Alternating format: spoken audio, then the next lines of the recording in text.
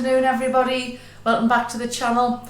So we're doing something a little bit different today. We're doing a little bit of a collaboration with the dinner lady. So if you haven't visited her channel, please pop over and have a look at the channel. She does a lot of traditional meals, but she's doing very well at the moment. Now Paul, if he can, he will pop a link, so it'll either be here, here, here or here. And if you can't, it'll be in the description. So we'll have a look. But yeah, pop over to our channel. So today we're going to be doing a corned beef pie. And like I said, the collaboration, the dinner lady's doing a corned beef pie as well. It's on them both. So I've just got the ingredients here at the moment. So for the filling for ours, got a tin of corned beef, got some potatoes, and we're doing leeks. So it's corned beef, potato and leek. We need to use self-raising flour, marge and lard. That's the pastry. And then I love the disposable trays, so this is a pie dish, so that's what I'm using. So we're going to get the ingredients on the go because I need to get the filling done, so we need to get the potatoes boiling, so I'm going to do that now. Okay, so I've already peeled the potatoes, so I'm just going to chop them into little chunks and then get them in the pan. These are all mashed up with the other things. The leeks we've got there, I've just been up, I've got an allotment, so I've been up the allotment this morning and just picked the two lovely fresh leeks. You can't beat your homegrown produce.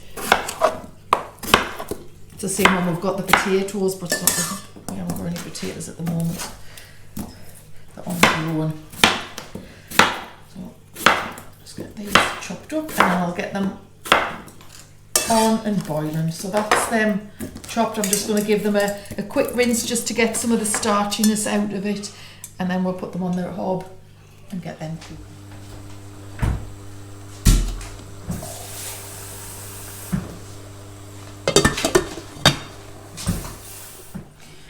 So I've got the potatoes on boiling at the moment, so while I'm a boiling, I'm just going to leave the leeks and the corned beef and I'm going to concentrate on the pastry. Now I think at the beginning of when I was showing the ingredients, I actually said self-raising flour, so I think I made a mistake there. So if I did, it's actually plain flour.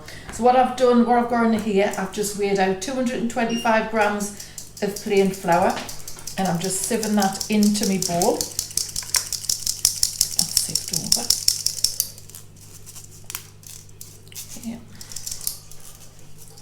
Move that out the way. I've already weighed 50 grams of the lard. I've just cut it into sort of little chunks to make it easier to rub it in. Put that in there. And then I'm going to weigh out 50 grams of the margarine. So just weigh that out now.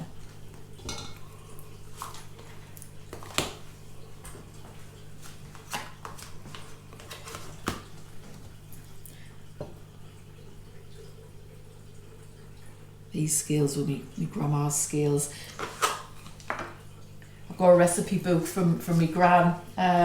She's 100. She was 100 on the 2nd of January.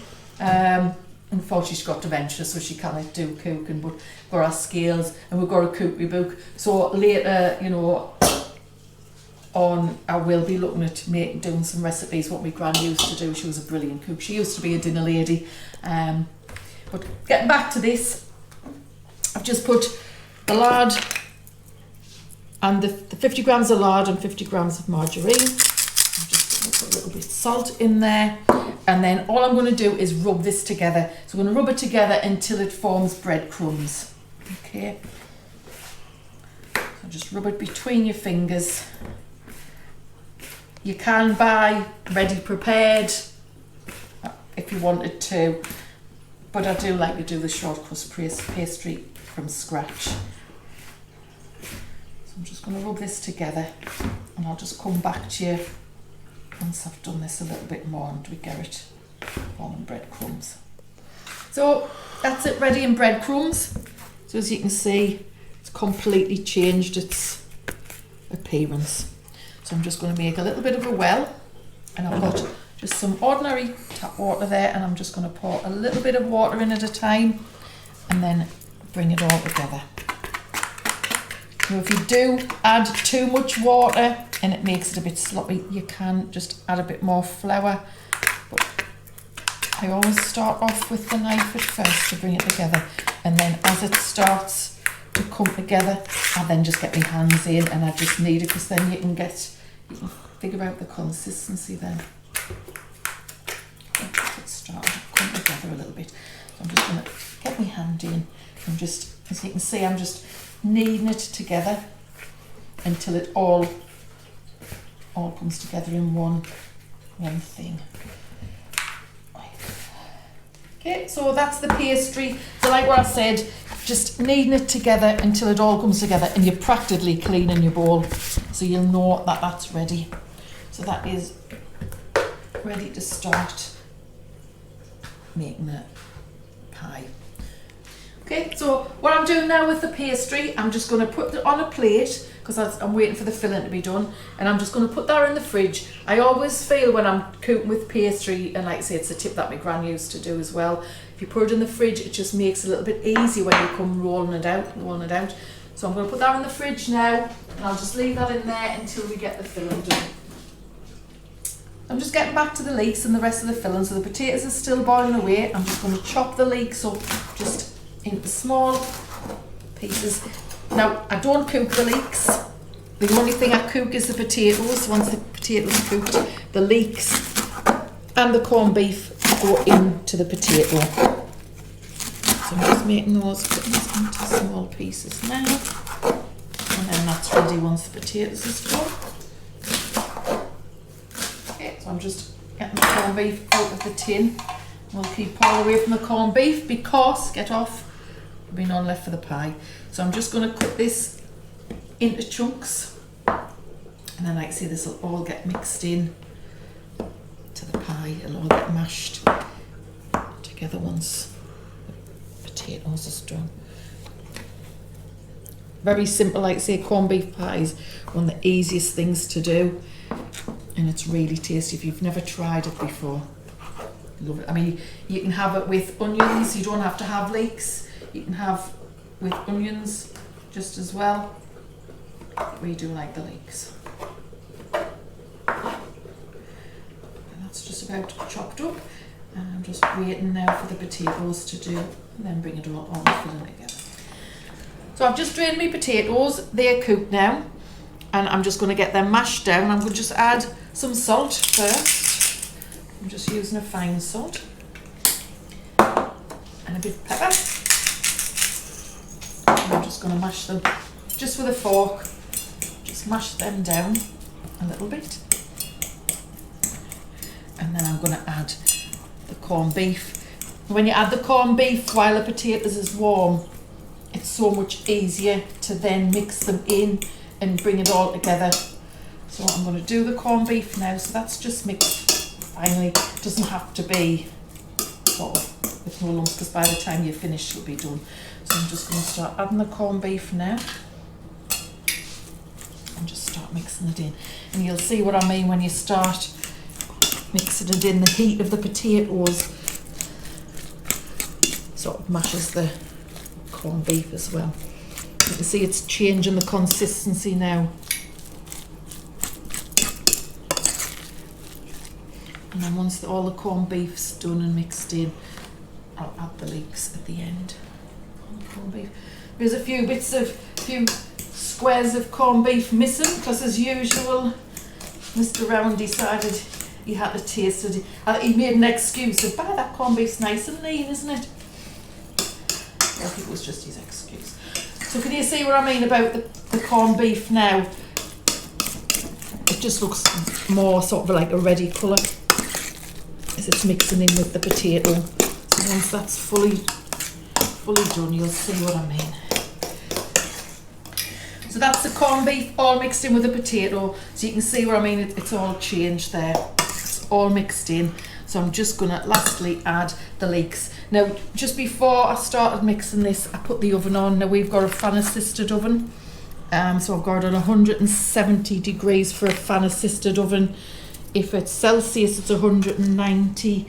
And I've just wrote this down because I knew I would forget. And for a fan oven, 425. And then gas mark 7. So for everybody that's got a different oven. So I'm just going to mix them in now. And then once that's all mixed in, I'm just going to put that to one side, let it cool slightly, and then get on doing the pastry, making the pastry pie. Okay, so I've given the chopping board a wipe down, and I've just got some flour. Doesn't have to be any specific flour, this is just for the pastry, and I'm just going to cut that in half, and I've got half of the bottom. So I'm just going to just roll it into a little bit of a round, and I've got my rolling pin, and I'm just going to start rolling the pastry out. And you roll it until you get it to the size of your pie dish or plate, whatever you're using for your pie.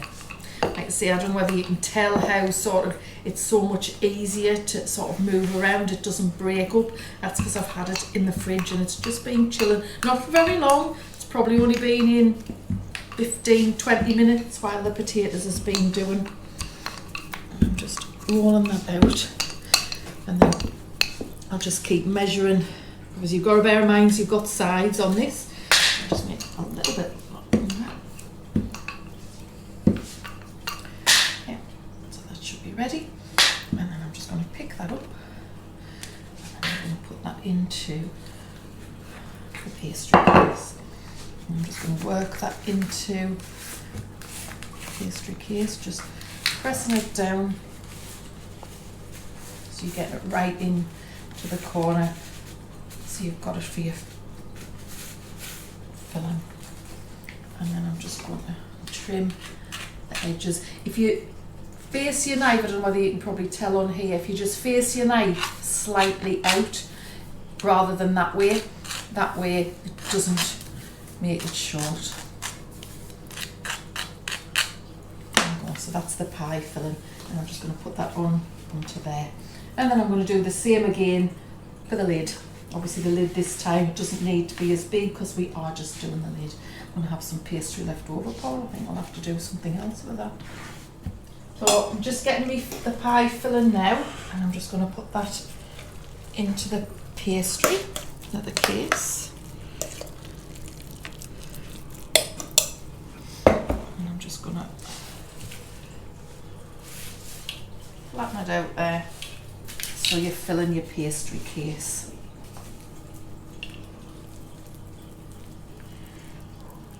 Because you want this, it's going to be a nice full pie.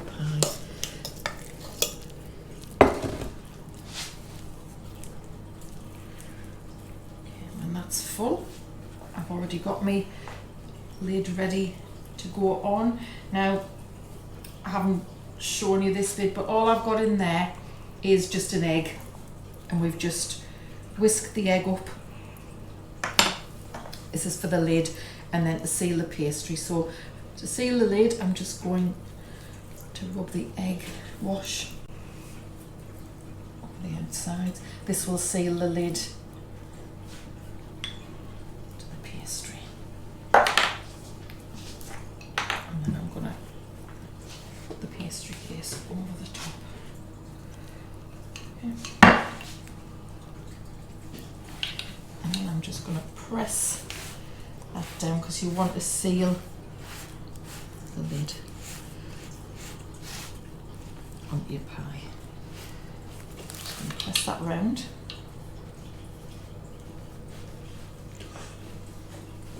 You've got various. Can you freeze these, Jill? Yeah, you can freeze them. You could make a big batch, couldn't you? Like if you made a lot of pastry, a lot more corned beef and stuff like that. Now, to seal it off, you can use different options. You can pinch your fingers between and do it that way, or the other way is just to get a fork and just press it down with a fork, and that just seals the lid just before you cut the edges off. So I'm just going to carry on going around with the fork now because I've done the majority of it. But yeah, we froze it, to be fair, in our house. I usually have to do a batch, and they go to the grandkids, and grandkids the last time my granddaughter decided she wanted one, didn't she? But she wanted her name on it, so I had to put Becca on it. So I'm just cutting that spare pastry off. Like so. And I'm just going to put just some little holes just for it to breathe. And then I'm going to cover it with the egg wash. And then that will be ready to go in the oven. So I'll just finish doing that. So that's it all egg washed, so you can see it's like a nice glistening colour. So I'm going to put that in the oven now on the temperature that I've already said for about 40 minutes or until it's all nicely browned. So that'll go in there into the middle of the oven. There we are. So just come back once it's done. So I've just taken those out the oven. They're just all done now, so they have been in about 40 minutes. As you can see, I had some spare pastry and a bit filling left, so I've just made a nice little one as well. I always end up with a little taster as well. But I'm just going to let that cool down a little bit, and then we'll get that cut up and enjoy that for our tea. So just have that cooling a little bit, and I'm just going to cut into it now. And you can see the pastry is just nice and soft and flaky. I'm just going to cut a piece. Make sure I cut in there. This is why I like this too.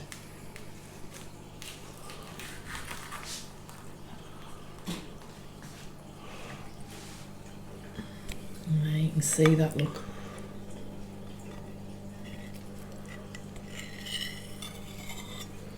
Perfect. Still steaming. Really nice. That's Gail's corned beef pie. That looks delicious and I can't get that one. We'll give it a try, everybody. And like I said at the beginning of the video, pop along to the dinner lady who we're doing a collaboration with, have a look at their recipes, have a look at our recipes and just see what she's got on there. But give us a try. And let us know what you think of it. So don't forget to like, subscribe, look at all our back videos, and take care everybody.